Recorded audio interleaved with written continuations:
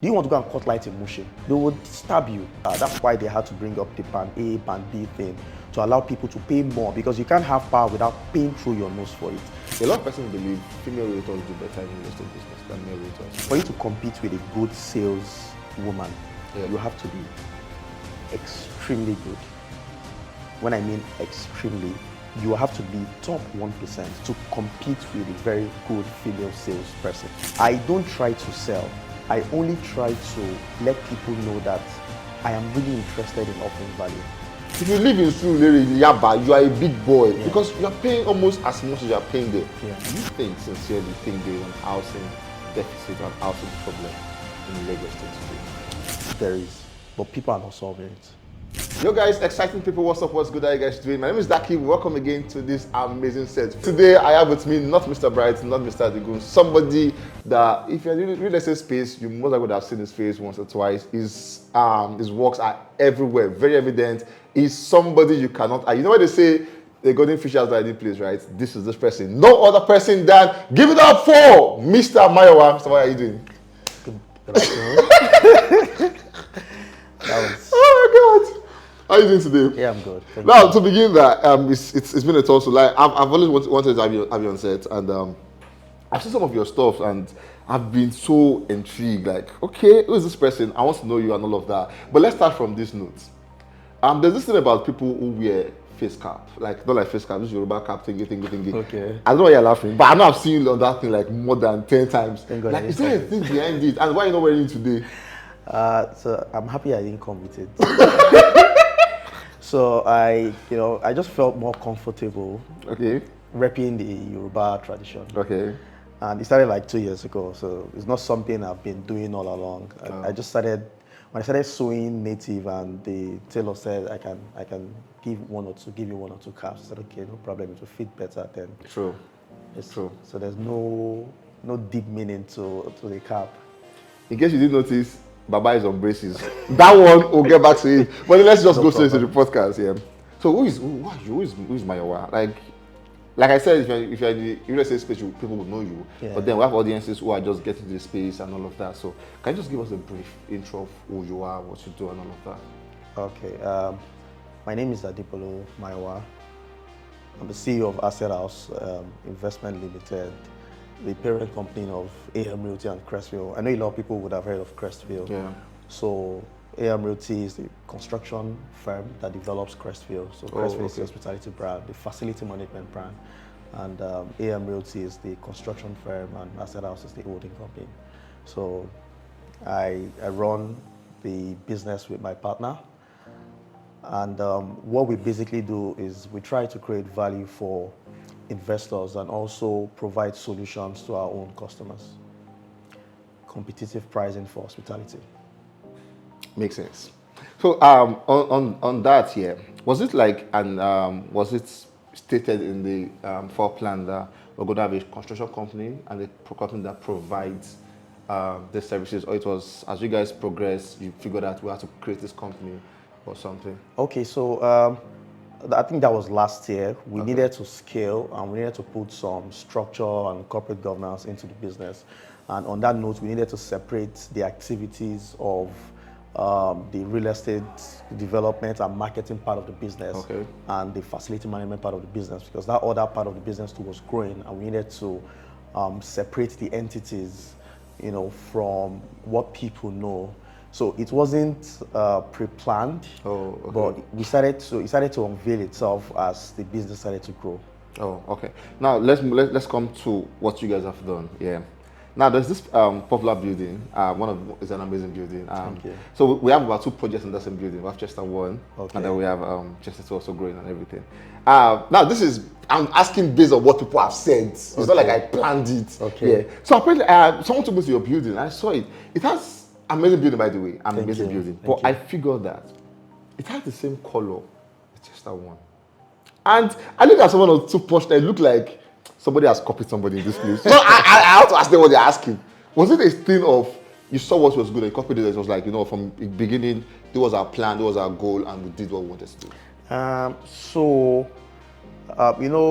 The creativity part of buildings is dependent on architects, right? So the architect came up with his own design, and we looked at, we wanted something contemporary. Okay. So it was from that adjustment. To be honest, I have not really sort of like compared or checked.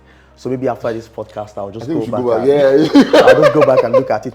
But I think we finished before Chester 1 and 2. So if we copied, perhaps maybe Oxford. Because I know we were done with the entire exterior before Chester 1 and 2. Yeah, so maybe Chester copied us. Please, someone should send this video to someone should send this video to Bright, because anyway, not like you said this actually, but it was like a bone of contention, and but like I said, amazing building. But when I was like, because I was like, is this also not Flink's project, because the color look like this? Yeah, it looked, but then sort of different. And is it different? Yeah, the front view.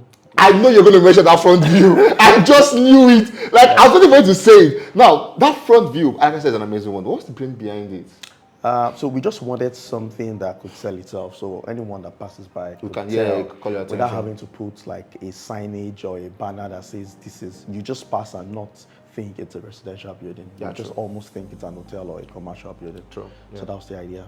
Anyways, let's move. We'll come back to that. Let's move to one reason we're here today. Now, one person who made it possible for me to have here is Bright. The Bright was the person who pulled all the string and everything. And we all know Bright. Weird human being. God, that guy's so weird. I'm not gonna lie to you. Let's talk about you and Bright. Okay. What's the friendship like? Now, I understand there are a lot of common ground, Unilag, and by the way, he didn't finish Unilag. He dropped out. His partner too dropped out. I don't know why it became a thing of I dropped out. I was like, bro, you should have stayed in school. But anyways, that's a part of it. But then, how was the friendship with Bright? Where did it begin from? Where did it start from? I think it started from Unilag. I don't know, he must have told everyone this story. He was selling Gala in the hostel I was in. And I wasn't really close with him that time, but after school, we sort of like started working together. Okay. We were helping people get accommodation. That was when I started having that close relationship with him. Then, where we really built that connection was when we both attended a program at, I won't mention the name of the company, but on the island. And for some very weird reason, I came out because I wasn't feeling what was going on inside of that program. And coming outside, the first person I saw was Bright. And the first question I asked him is, don't tell me you came out for the same reason.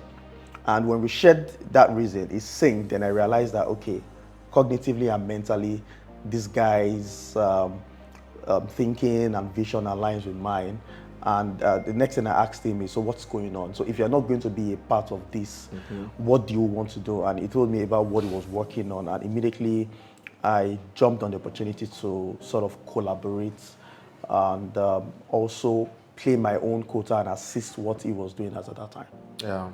I watched a particular podcast you were on, and then you mentioned the fact that, like, by the way, the Unilag alumnus and engineering department, if I'm not mistaken, and then you mentioned the fact that how Unilag shaped you and all of that. Yeah. So which brings me, I've heard a lot of talks about Unilag students where you're like, Unilag one of the best schools. Now, not to argue that. I'm not Did you go to Unilag? No, I did not go to Unilag. And I'm like, this became, but then let's talk about the fact that now Unilag is a space where a lot of persons go there and then they have good to say about the school. But then do you think your life would have taken a different turn if you were not in Unilag?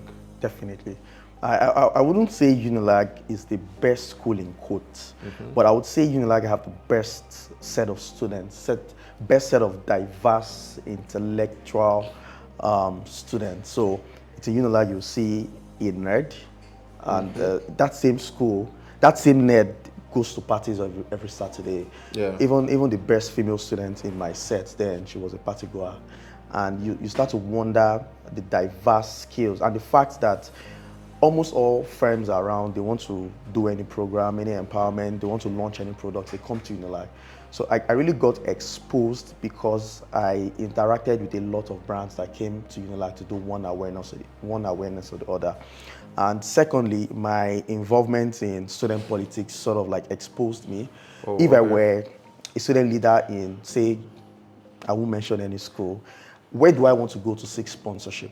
So I'm leaving Unilag and I'm crossing Third Mainland Bridge, and I'm seeing several high rises. I'm entering the buildings to drop my sponsorship letter and seek dialogues with marketing or CEOs to sponsor those programs. So if I was not in Unilag, I probably wouldn't have had the exposure that I had in Unilag. Yeah. So for the fact that Unilag is central to all commercial activities in the country, not even Lagos, and the fact that the diverse set of intelligent people in the school, the exposure also around it also shaped me. So I don't think I would get this level of exposure if I'd gone to another school. Okay, so all along, has it always been real estate?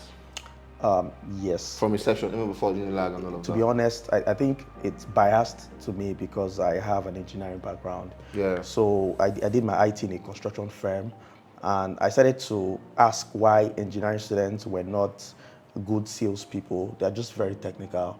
And everyone knows that Nigeria has this housing deficit problem. Yeah. So why can't engineers also play a very huge role rather than just constructing? So you can also build a business around that business of construction. So real estate has always been that thing. My dad is an electrical technician, and he worked for a lot of real estate developers. So he was always coming back home to gist me how he can't wait for the next project because it's that next project that puts food on his table. True. So that sort of like exposed me. And when I got to know that the owner of the real estate company then was a lawyer, I started to look at why would the lawyer be building? So what skills does he really possess? So if I can possess those skills with my own technical skill, I think I can also do as well as it did during this time.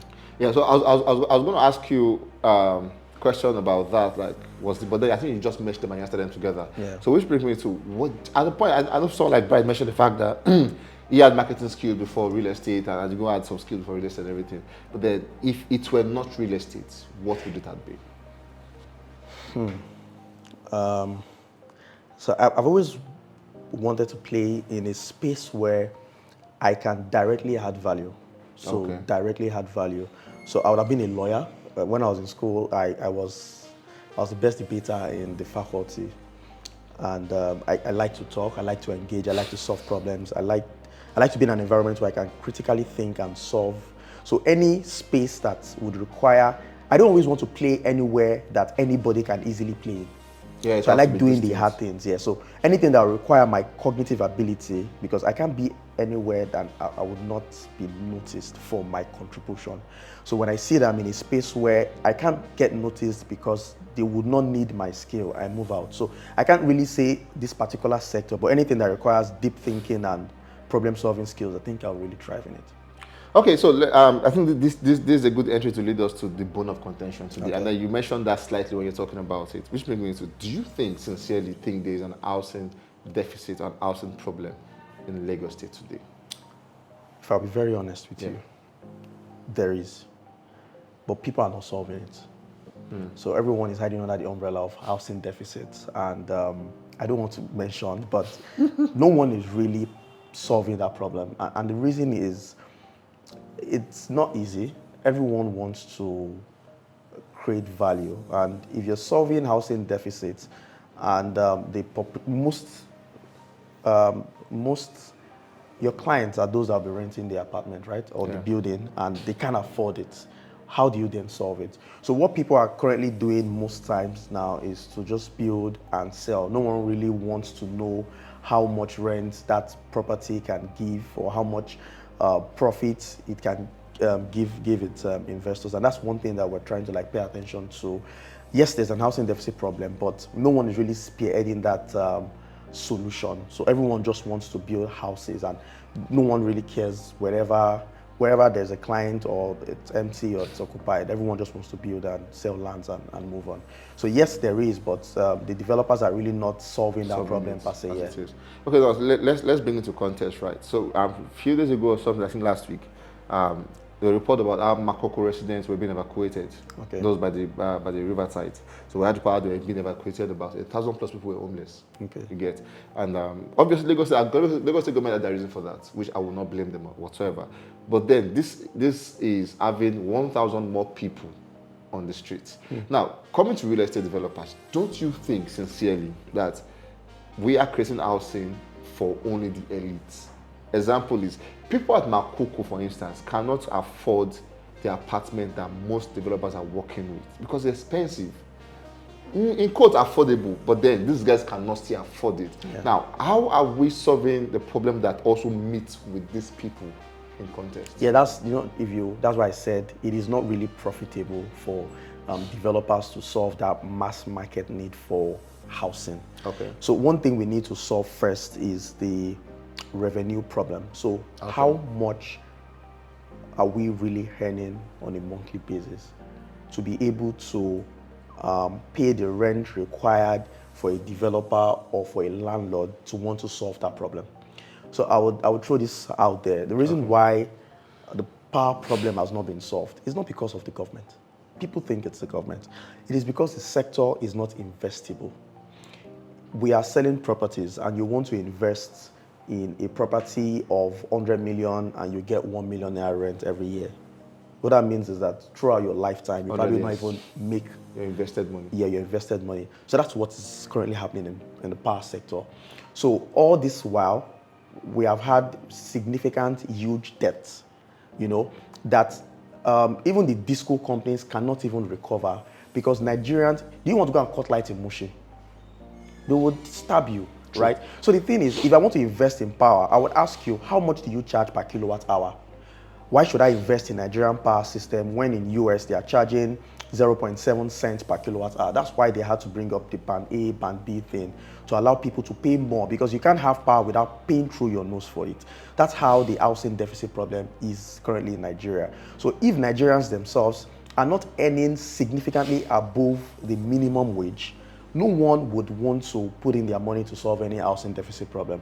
So whether we have to change our wage structure to make Nigerians much more productive, or companies would have to devise ways to make their employees make much more money. So when you have more disposable income, you will be able to pay more rent and more investors will be willing to build more buildings. So currently, the reason why people are not solving the housing deficit problem is majority of Nigerians cannot afford to pay for a decent apartment or a decent home. Okay, the large majority of them can't. I think that perfectly makes just sense because if you're thinking about it, I'm like, okay, that's true. But then it also means that, maybe not directly, do you think, now we know the government has a very big role to play in this. Yes. And then they came out to say we're increasing minimum wage to 70,000 and everything. And we have the NLC saying, no, we have to do it bigger than that because now it's 70K, things are on the rise and everything. Now, where do you think we can have meet at a common ground? Is it the government? Because we see a lot of people saying, let them create, what's this thing called? Let them create a system that must say landlords should have this as a standard price, or let us initiate. I saw this of someone saying, let's do monthly rentals, let's do this. People are coming out with different solutions. But what do you think would give us a middle ground where both the government, developers, and people who are paying this rent can meet as a common ground? So yeah, the government will play a significant role for that. So look at when that food inflation started to rise. Okay. And the government opened one market, a very big market at Moshe. I drove down there to buy. Is it the Onje Eco? Yes. Okay. And what that did, that thing it sort of like reduced the prices around, because you would know that I can as well just drive to Onje Eco and buy stuff, right? So now what the government can do is to sort of stabilize the rent prices by also playing the game themselves. So they have to build houses themselves and set the price. Now, if my property isn't as good as what the government has built, you would not want to pay whatever price I've set for mine, right? So that's how the government can also sort of collaborate. The government, they don't have, in my opinion, I don't think they can coerce or force any developer or landlord to set. It's a free market, a willing buyer and a willing seller. So if I put my price and someone is willing to pay and it is sustainable, it means there's a market for it. But if you then think that you can get that same product for half the price, then I'll be forced to reduce my prices because no one comes to my own building. So it's a collaborative effort, and there are other ways. And some of the issues that I would say we're currently facing is, okay, look at landlords. Where I stay now, I paid 2 years rent. It's not supposed to be, but I paid it because I didn't really have an option. So if there are ways to reduce that barrier to having to pay an entire 12-month rent plus agreement and commission, and you can prorate that as monthly rental, I think it's a good one. But is that model attractable to to investors? Is this something that when you tell investors this is what you earn every month, would they want to put in their money? So a lot of thought process and strategy has to be put into that for that strategy to also work. But I think that's the future. I know you mentioned about agency, and I'd like to ask about that, but I think you have to just wait a bit. Now, some 5 years ago, 6 years ago, the idea of rentals in Lagos was that the Lekki, the Ikoyi, the VI were like the like the big spaces. So if you live in Lekki, for instance, you're a big boy. That's the idea. Like, you can first pay rent. But significantly, 5 years after, if you live in Surulere, Yaba, you are a big boy because you are paying almost as much as you are paying there. Yeah. Where did this shift come from? Why is Yaba now, Surulere, now growing in price, and asking yourself, where did you go from here to here? Okay, so location is a key factor, and what are the drivers around locations? The distance between where you're staying and where you want to go. So if you live somewhere around Ajah, right, you would definitely prefer to stay in Yaba or Surulere because it is closer to almost everywhere you want to go to. True. Now, I lived in Lekki for a year. I moved out the following year. Why? Number one, the water wasn't really good. Number two, the traffic, it's a one route from Lekki all the way to Ajah.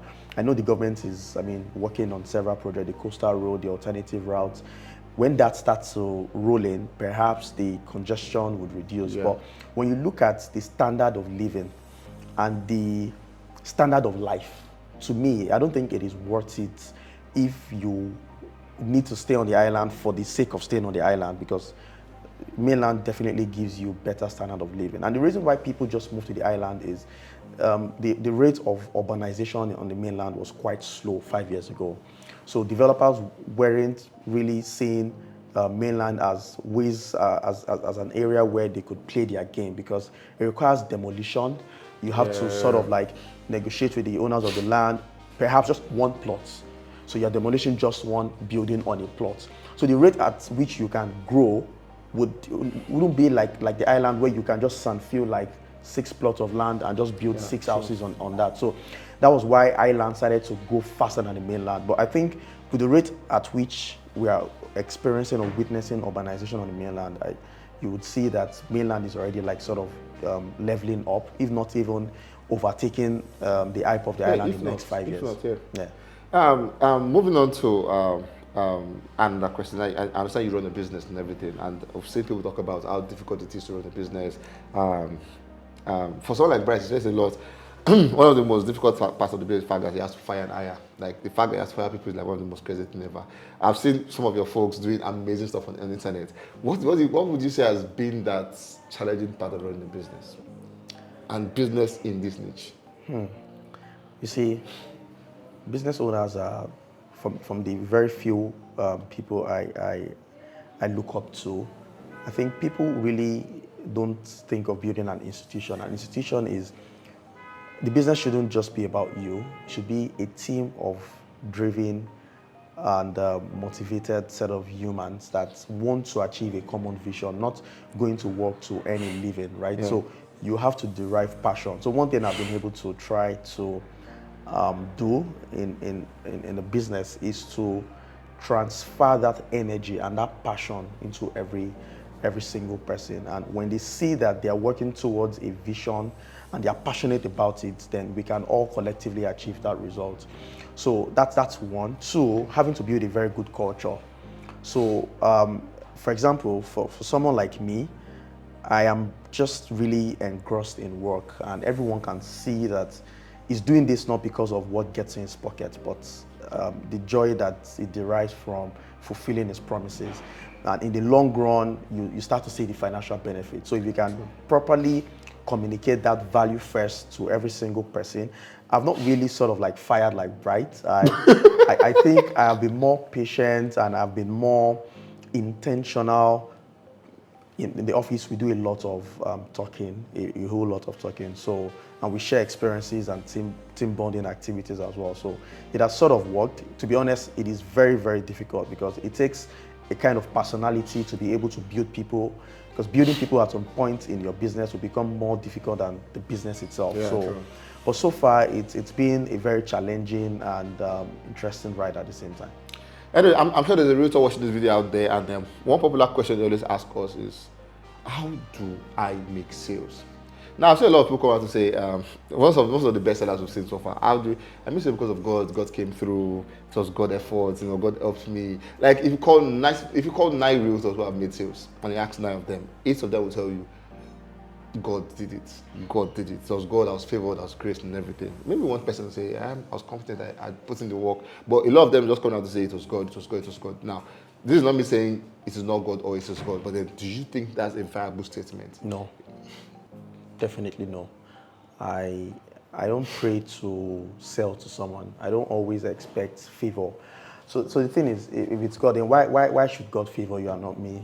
Are you the most prayerful? So I am the most logical person you might ever come across. So I sort of like plan every detail. You see, when there's no evidence, you can't sort of like tell someone this is what has worked. So if you have evidence and you tell me it's God, I will have to believe you until I see someone that's done more than you and says it is not God, right? So I don't try to sell. I only try to let people know that I am really interested in offering value. So everything I do, in fact, in my firm, I think up until the last project, I've sold about 90% of all of our projects personally. So we don't even have like realtors. So all of our projects I've sold personally, more than 90, almost 90% of the entire project we have developed up until now. And that is because for all of the things I've said I was going to do, when there was no evidence, I did it. Mm-hmm. And people that have enjoyed those services would then refer. So I allow the work to speak. I put out content, I write about what I do, I share how passionate I am about the job, and I organize campaigns where people that can afford the service can listen to me and they can then decide. So it's a mix of offering value and putting yourself out there and allowing time to do justice. So you might be so good, but you don't have the audience. So you have to be very brutal to yourself. How can you be so good and you don't have people that are qualified to buy from you? So you have to tell yourself, okay, this very nice content I'm about to put out there, how many people can read or watch it? Be very brutal. If you have just 10 or 20 people checking your status, don't bother. Try to collaborate with someone or work with someone that can give you that exposure and ensure that you're doing it in the most cost-efficient way possible. So that way, over the past 2-3 years, I've been able to build that capacity, and that's what has worked for me. So sometimes it can be compounded. So the first 1 year was very tough for me. I didn't sell more than like 1 or 2 units. But the second and third year, I think I sold a combined of like 75 units throughout that period. Wow. And it was just coming in because of the past work that has been done and the evidences that have been shown on the previous projects that we promised and we delivered. Now, carefully I observed that the first year you did very minimal units. Yeah. The next 2 years after it was mind-blowing, Yes. units. In all of this conversation, unlike other realtors, I observed there was there a place of God did. Yeah. God did. Actually, if I'm mistaken, in all your conversation, I've never heard you mention God, no, and everything. Are you a Christian? Yes. Okay, so basically, now this is me just thinking from the top of my head. So if I'm a Christian, Bible taught us that there's always a place of, with God all things are possible. So basically, we were taught in church that even when we wake up, it was God. Yeah. Why I said what I will say now, I just said, it is because God already knew it. If I'm going to make a sale next year, it's because God also not going to make a sale. Do you think that's a viable statement too? I personally don't agree with that school of thought. I think human beings are naturally narcissist set of species. We are very selfish. And I'll tell you one very funny thing. There was a time I was in church and many years ago, and the pastor said, write anything that you want God to do for you.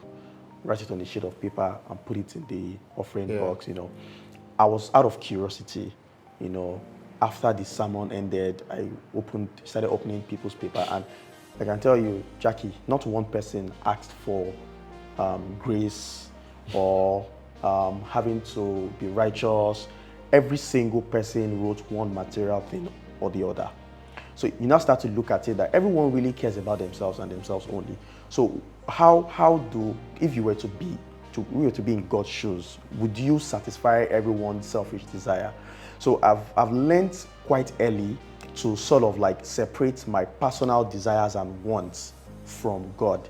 If you're praying to God for anything, it shouldn't be about it has worked for me. You know, everybody develops that,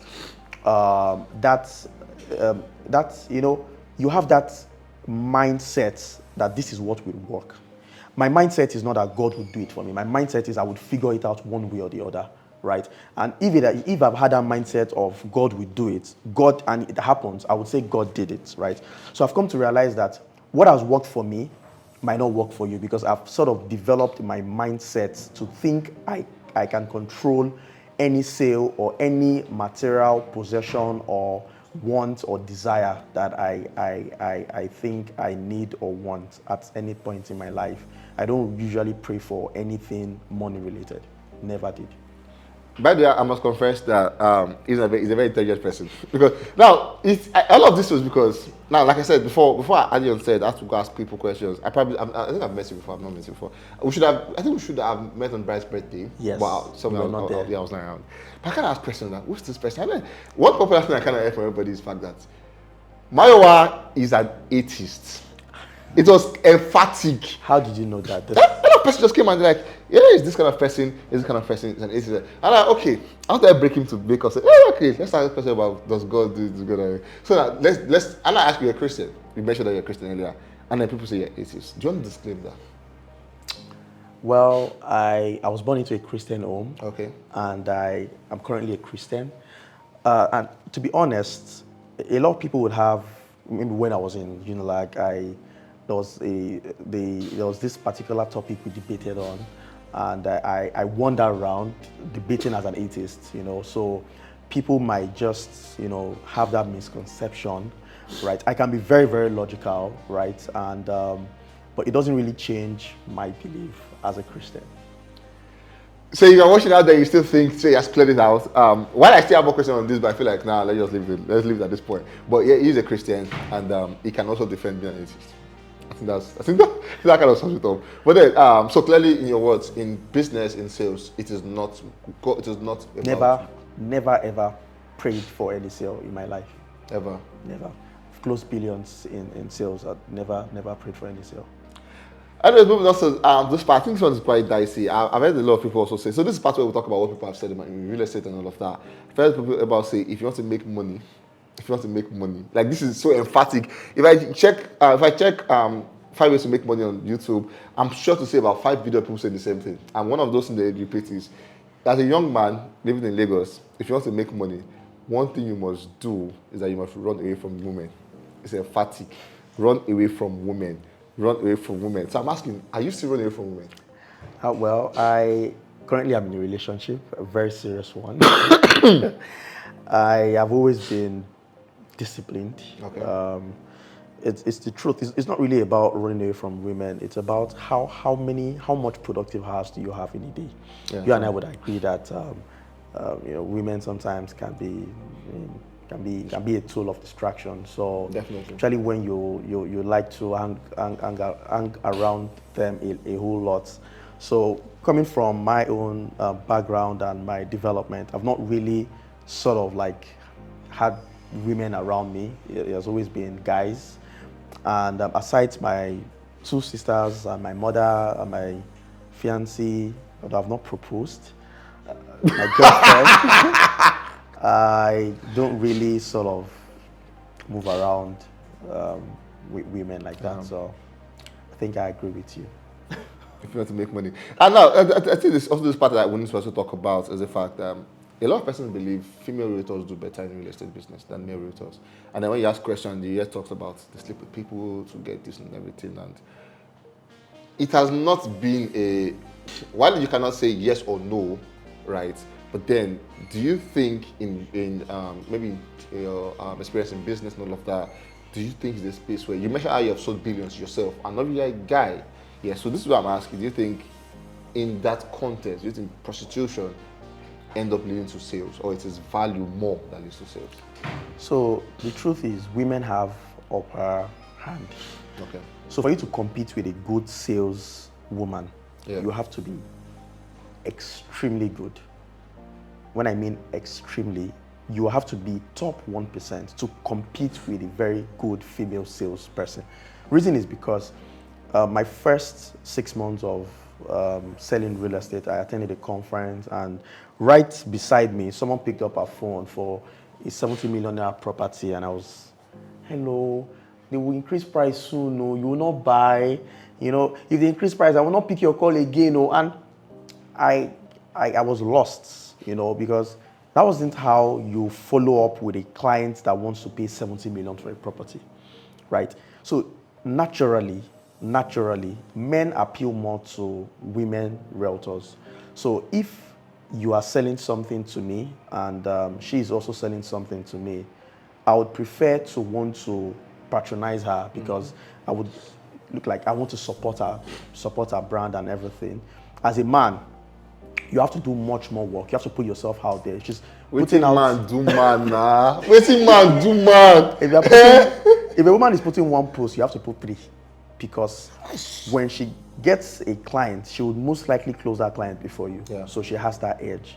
And as a man and you're playing in that space, it is very, very unfair, to be very honest. But if you put in more work, you can sort of compete. But usually women are they are performing way better than men in the real estate space. Now for the prostitution part, for every good, there's a not so good part of it. And even if I have not personally encountered it, I've heard rumors and stories that I can't also confirm. Yeah, I mean, no one would sell and categorically say I slept with someone to sell that unit. So you can only speculate and assume, right? So at the absence of any evidence, I can also still not conclude, right? But it doesn't still take away the fact that there is that possibility. Just before we round up on everything, if you have an urgent call to call somebody, Bright or Adigo, what are you calling? Definitely Bright. Why not Adigo? Why is nobody ever calling Adigo, for heaven's sake? So Adigo is not really sociable, in my opinion. Even when I was actively working with Bright and Adigo a few years ago, I always didn't find conversation interesting with Adigo because sometimes his countenance might be like, I don't want you here, even if you want you here. So, but Bright is more sociable, is in sales and marketing, he interacts with people a lot. So interacting with people or being in sales, you have more sociable skills than someone that just goes to site or negotiate deals, right? So by default, I would tilt towards calling Bright and Adigo. Just finally, what is your firm doing? Now, I understand that people have projections, and for Flint Music, we have a lot of, they have goals. The units are just everywhere, it goes everywhere, comes and everything. But then, 5 years to 10 years from now, what should we be expecting from Crash Royalty, from your firm? What should we be looking out for? So we just want to stand out in that value creation space. So we think it's still like a blue ocean. No one really wants, you see, to build is not really difficult, but to promise the returns is 10 times, you can quote me, 10 times more difficult to sell a unit. It is 10 times more difficult to create value in the units that you have sold because there's no incentive to keep doing that. True. That same time, you can close a deal and make a lot of money. And you're busy trying to occupy a unit for a client that can as well sell that unit for 100% how much you bought it a year ago, right? So why are you really doing it? So if there is no strong why to what you want your brand to be known for, there is no incentive to do it. I've built an apartment that I sold for 40 million to you last year. And if you want to sell, you can sell for 60 million. If you want to live there, you can live there. So why should I want to do so much to ensure that that apartment generates you that money? So if it is not a major value proposition or a sort of strategy that you have built around your brand, it's not something really worth it. But for us, it's something that we are determined to solve, and it's still the most challenging part of our business. And it's a business that requires day-to-day operations. You're waking up to thinking about how to fill up those flats, because those flats are not filled, you can't pay investors. And currently we are already racking up hundreds of units to be filled every day, which is extremely, to be honest, extremely difficult. Yeah, and it's something that we're doing, and we are succeeding in it. We spend most of our time in that space rather than even selling the unit itself. So I think we are doing that not because it is profitable, but because it's something that we just want to be known for. We just want to create value in that space. Yeah, and like I said, finally, we have so many finally on this side. But finally, if you are not in real estate, if you are not working, if you are not selling, if you are not, what do you do to unwind? What do I do? Yeah, to unwind, to your free time. I watch science documentary. I'm a science freak. I tell people that one place I would like to go, why people say they want to travel out, I maybe want to go to the ISS, space station. And I'm just freaked by science and discoveries and inventions. I don't know. I really don't find things interesting the way people find it. I just always want to be in a space where I can enjoy the beauty of invention and groundbreaking discoveries. And what I do also for fun, I like to play table tennis and watch football. Oh yeah, talking about football. Yeah, 'cause I was going to ask, like, I called it fun, and you're saying science. That is not fun. I'm like, what is the fun in it? I can as well sit down for 24 hours and be watching a documentary. Oh wow. Yeah, wow. That's so much fun, honestly. I don't want to be. But anyways, guys, thank you for your time. It has been amazing talking to Mr. Mayowa, and obviously you guys have learned it too. And hopefully, it took us this while to get him. Maybe we will be chanced again to have him one more time in the studio. But in the meantime, thank you very much, Mr. Mayowa. It was fun doing this with you. We'll see you some other time. Guys, subscribe, share, like, share to somebody. We can't wait to have you guys on our team.